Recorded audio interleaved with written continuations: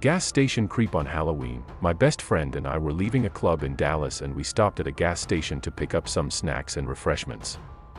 This guy comes up to me and tells me I look pretty. At this point I'm drunk and not worried about a damn thing, so I thank him, smile and continue looking for munchies. He starts to follow me through the gas station, but I kinda shrug it off. Me and my friend pay and are walking out when he comes up behind us and asks where we are going. At this point I'm thinking, fuck off dude. We say curtly that we are going home and he seemed to take the hint and fucked off. We started to walk down the street. My friend was planning on driving us home in my car since I was unfit to drive. My friend wasn't 21 yet, so he hadn't been drinking. We are about 3 blocks from my car when we notice a car driving really slow behind us. We glance back a few times and realize it's the guy from the gas station following us. We decide that it's not a good idea to lead him back to my car, so we turn around and walk a different way back towards the street where the clubs are. He makes an illegal U-turn and follows us. He then rolls down his window and shouts to us asking if we need a ride. Politely I say, no thank you, we are good, we just made a wrong turn. He continues to follow us. We speed up our pace a bit and he speeds up. He calls out to us again through the passenger window asking again if we want a ride. I tell him to please stop following us or I'll have to call the police.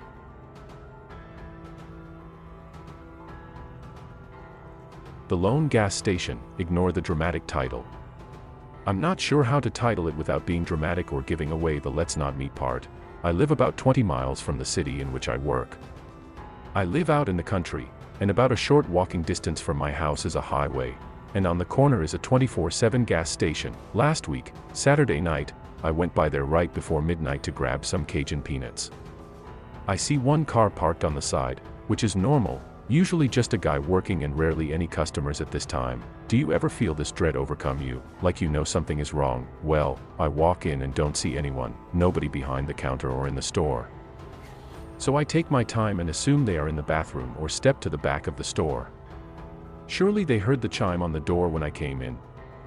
I'm feeling weird and uncomfortable, so I wait a minute even though it seemed like forever, so I call out, anyone here? I wait a minute more and put the peanuts down and walk out the door. I checked the car parked on the side and there wasn't anything troubling. I even glanced on the back side of the store and there was nobody. I'm pretty uncomfortable, so I just call the police. They show up 10 to 15 minutes later, but it really did feel like an hour, and they search the place.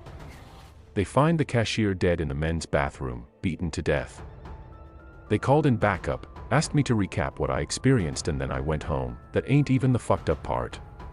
So I get home and my dog is in the front yard pissing and just staring at me. He is an inside dog, and my front door is cracked open. My heart is racing, so I grab my dog and head back to the gas station and let the police know. They send one of the guys to search my house. Nothing is stolen or out of place, but there was sign of forced entry. So this was last week, and about 5 hours ago I get a call from my brother who works for the county sheriff's office. Supposedly, they pulled the camera footage, and about 10 minutes before I walked into the store, someone came in, started punching on the cashier, and then dragged him into the bathroom. On the footage you can see me walk in and look around and call out, and then you can see me walk out and check out the car, walk to my vehicle and make a call. About the time I'm in the vehicle, the alleged murderer walks out of the bathroom, and sneaks out the back door, and before leaving the view of camera, he takes off in the general direction of my house. Fortunately, my wife was out with some friends watching Beauty and the Beast, again, but I'm convinced that I missed a murderer at the gas station and then he broke into my house. This week I had a new security system installed alongside a new front door, but I'm pretty sure whoever did this is still out there. Let's not meet. Creepy man in gas station. I hate getting gas at night. I have learned to avoid it, as I have had some strange encounters that have left me feeling uncomfortable. But none as bad as this one. I had just picked my sister up from college, and as we got on the highway to get home, my gas light came on. It was getting dark out. I was kicking myself for not getting gas sooner, but it made me feel safer that I had my sister with me. So I get off the highway and pull into the closest gas station I can find. It was completely empty. I had just put the pump in my car when I heard, "Hey sweetheart, you from around here?" I jumped. This man had seemed to have appeared out of thin air. He was tall, older and disheveled, his clothes baggy and twisted. Immediately I felt uncomfortable, but I didn't want to jump to conclusions or be rude. So I answered with a vague answer. Yeah, kinda. He started asking more questions, taking a step closer to me with each question. He was rattling them off so quickly I didn't have time to answer them. The questions were getting more and more personal, and he was getting closer and closer. I was getting increasingly uncomfortable. Then finally, he asked, "Are you married?" For context, I am 23 but have been told I still look like a teenager. This question obviously took me by surprise. I didn't know how to answer, so I looked away. The man cleared his throat. "Miss," I said. "Excuse me. Are you married?" Now he was within touching distance of me. It finally clicked what he was doing. Trying to see if there was anyone who would look for me if I disappeared. This realization sent shivers down my spine. I shouted at him, "Get away from me." Startled, he jumped back and said, "You ungrateful entitled bitch," and kept cursing at me as he walked away. It took me about 30 minutes to stop shaking. Creepy old dude at the gas station, let's not meet again. Homeless man at gas station. This happened last year around Christmas time as I was on my way to visit my parents. I'm traveling from Nashville, Tennessee to Kent Island, MD, and it's me and my dog, Kona, mix of pit bull, bulldog, husky, lab. I am a tall, fairly built man. For context, it's about a 12-hour drive and it sucked. When we got to Upper VA, around Harrisonburg, I was tired and Kona needed to go potty. I also needed gas, so I pulled into a gas station around 10 p.m. I pulled up to a pump and started getting gas. While the gas was going, I left Kona in the car and went inside to get some food and a much-needed Red Bull. When I walked out of the gas station, I noticed a slender, ragged man standing by my gas pump. As I reach my car, this man tells me that he is homeless and in need of extra clothing given that it is very cold outside. I am empathetic, however all I have in my truck are presents for my family and my little amount of clothing for myself. I apologize and tell him I can't help him but wish him luck. He says he noticed I have boxes in my truck and that anything will help. I tell him I have no clothes for him, but offered him the food I just bought in the gas station, but he refuses. He grows agitated and asks if he can have the heavy coat that I am wearing, very nice pea coat that was a graduation gift for my mom. I tell him no and that I need it. He starts yelling and telling me that I am spoiled and live off my parents. Not true, lol. I am frightened and Kona jumps into the driver's seat to observe. He reaches out to grab my shoulder and I back up and bump into my truck.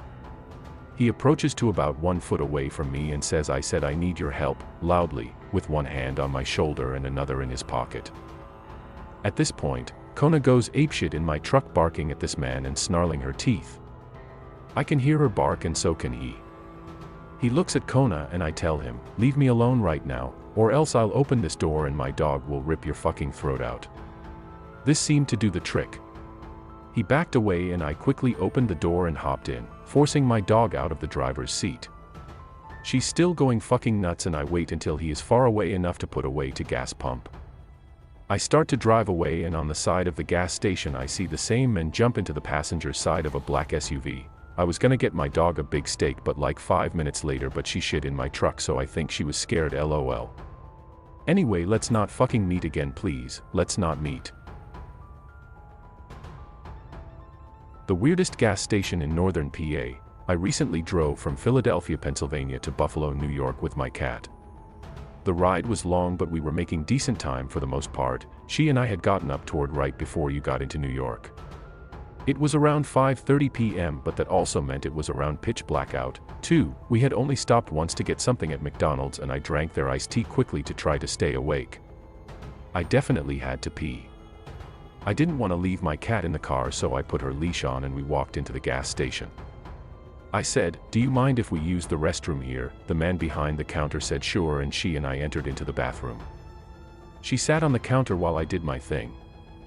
The store wasn't empty, there were some dudes around browsing for honey buns, tasty cake and cheaper cigarettes than those in New York. There was a woman talking to counter guy up front. She was probably like a Rigwaller based on their seeming familiarity with each other. My cat jumped about a foot when we heard the doorknob rattle. I laughed and said, "Sorry, it's occupied right now. My cat is a trained animal. She is trained to handle people, stimulating situations, crowds, and relatively loud noise. She hates cars though." I looked over at her after the jump and her tail was as full as could be and she got low and slipped up to her favorite position on my shoulders. She dug into my hair with her nails and did her little grumble at me that she does when wants to be let outside. The doorknob rattled again and she reached out toward the door like in a quick way, like a strike. "It's still occupied." I called out, but I wasn't laughing this time. We then heard someone speak. It was a man's voice, and honestly it kinda made my blood run cold. They were speaking a cousin of my native language. English is not my first language. They were saying, "Should I grab her when she comes out?" And in my native tongue, grab doesn't really have the multiple connotations like it does in English. "Let me grab them before they go. I have to ask them something. Grab a bite to eat, grabbed by the hair, etc." They used what was similar to take. As far as I could tell through the door, "No, the cashier is right there. We can go stand outside.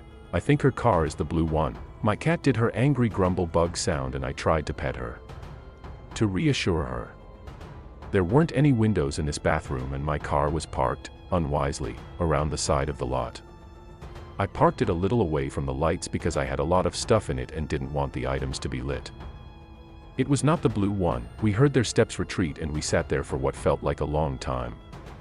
We both jumped when we heard a knock on the door. "Come out quickly and my girlfriend will lead you through the back to your car. They are standing out by the pumps." It was counter guy and who I thought was the Regaler. I opened the door and she ushered me to the back. Not smart, but like I didn't know what else to do. She opened the door and I could see my car about 20 feet away. I wanted to sprint, but I remembered I used my key thing to set the alarm. I unlocked the car with my keys and the alarm went off.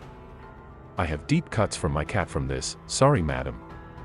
I threw myself into the driver's seat, unlocked it with the key thing and quickly pressed the button to lock it again. I felt my heart in my throat as I threw the car into reverse and got the fuck out of there. On my way out I noticed the guys standing near the blue car on the other side of the lot, trying to nonchalantly smoke. They didn't even know I got out. Weird persons. Let's not meet.